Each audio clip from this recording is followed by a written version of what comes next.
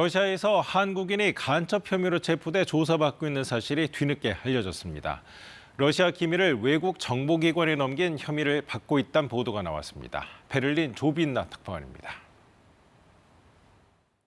현지 시각 11일 러시아 모스크바의 한 법원에서 간첩 혐의를 받는 백모 씨에 대한 비공개 심리가 열렸습니다.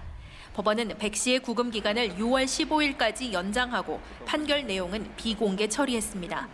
러시아 국영 타스 통신은 백 씨가 한국인이라고 밝혔습니다. 타스는 간첩 범죄 수사 중 신원을 확인한 당국이 올 초 블라디보스토크에서 백 씨를 구금했고 지난달 말 모스크바로 이송했다고 사법 당국자를 인용해 보도했습니다. 백 씨는 국가기밀에 해당하는 정보를 외국 정보기관에 넘긴 혐의를 받고 있으며 관련 형사사건 자료가 1급 기밀로 분류돼 있다고도 전했습니다. 우크라이나 전쟁 이후 러시아에선 간첩 혐의 체포가 잇따르고 있는데 한국인이 체포된 건 이번이 처음입니다. 우리 외교당국은 지난달 말 백 씨의 구금 사실을 전달받은 것으로 전해졌습니다.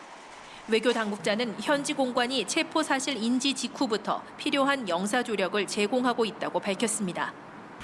앞서 미국 월스트리트 저널의 에반 게르시코비치 기자는 러시아 중부 도시 예카테린부르크에서 간첩 혐의로 붙잡혀 1년 가까이 구금 중입니다.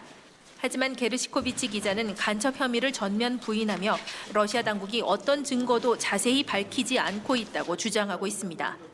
러시아에서 형사재판이 열리기 전 구금 기간은 최장 1년이지만 법원이 예외 사유라고 판단하면 더 연장될 수 있습니다. 러시아에서 간첩 혐의로 유죄 판결을 받으면 최고 20년의 징역형이 선고됩니다. 베를린에서 KBS 뉴스 조빈나입니다. 탈북민 구출 활동을 해온 한국인 선교사 한 명이 러시아 블라디보스토크에서 간첩 혐의로 체포됐습니다. 최근 러시아와 북한이 밀착하고 있는 상황에서 탈북민을 돕던 선교사에게 간첩 혐의가 적용된 건데 한국인이 간첩 혐의로 체포된 건 이번이 처음입니다. 김경진 기자가 보도합니다. 러시아 당국이 간첩 혐의가 있다며 체포한 한국인은 53세 백모 씨입니다. 백 씨가 자신을 작가라고 소개하며 1급 기밀을 포함한 국가기밀을 메신저로 수집해 타국 정보기관에 넘겼다는 겁니다. 백 씨는 탈북민 구출 활동을 벌이던 선교사로 수년 전부터 중국과 러시아를 오가며 다양한 사업을 한 것으로 전해졌습니다. 백 씨는 올해 초 블라디보스토크에서 체포돼 지난달 말 모스크바의 레포르토보 구치소로 옮겨졌습니다.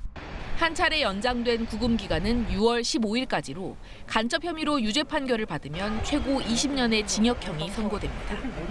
외교부는 체포 사실을 인지한 직후부터 영사 조력을 제공하고 있다고 밝혔습니다. 하루빨리 가족들의 품으로 안전하게 돌아올 수 있기를 기대하고 이를 위해 러시아 측과 필요한 소통을 하고 있습니다. 앞서 러시아에선 우크라이나 전쟁 이후 미국 월스트리트 저널 기자와 일본 외교관이 간첩 혐의로 체포되기도 했는데 한국인 체포는 처음입니다.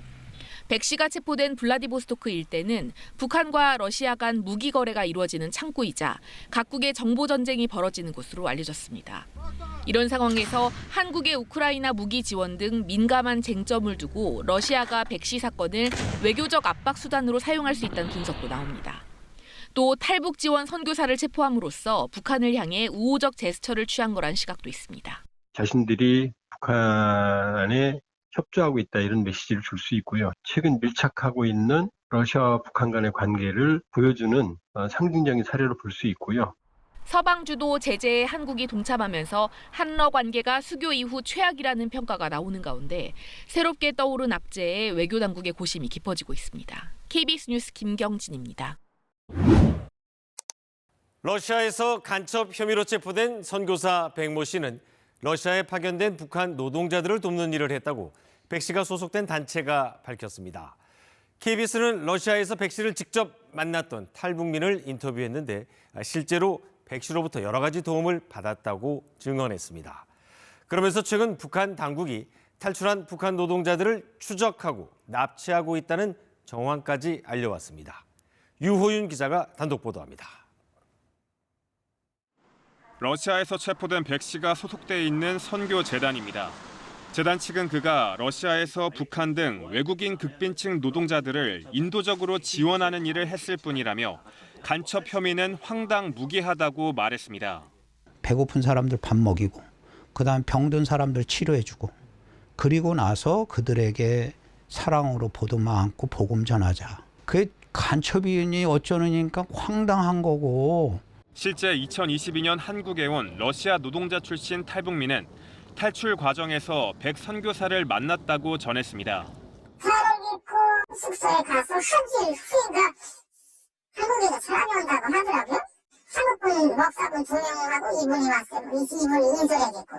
난민증이 나와야 러시아 내 난민 캠프에 입소할 수 있고 이후 제3국을 거쳐 한국에 올 수 있는데 난민증 발급을 기다리던 탈출 초기 백 선교사로부터 여러 도움을 받았다는 겁니다. 그때 와서 뭐 옷이나 먹을 거나 줬고요. 밥가마는 제일 데리고 왔었어요. 한 달에 한 번, 두 달에 한 번 자주 왔어요. 백 선교사가 실제로 공경에 처한 노동자들을 지원하는 활동을 해왔다는 증언입니다. 다만 그는 최근 러시아가 북한과 밀착하면서 러시아에서 탈북민들을 돕는 한국인들이 추방되고 있다고 현지 분위기를 전했습니다.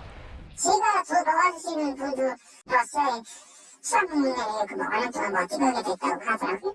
북한의 단속도 한층 강화돼 심지어 탈출한 노동자를 추적해 다시 납치해 가기도 하는데 러시아 당국도 눈 감아주는 분위기라고 전했습니다.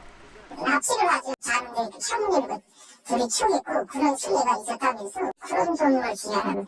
백 씨가 속한 선교재단은 조만간 탄원서를 작성해 외교부와 러시아 대사관에 제출하겠다고 밝혔습니다.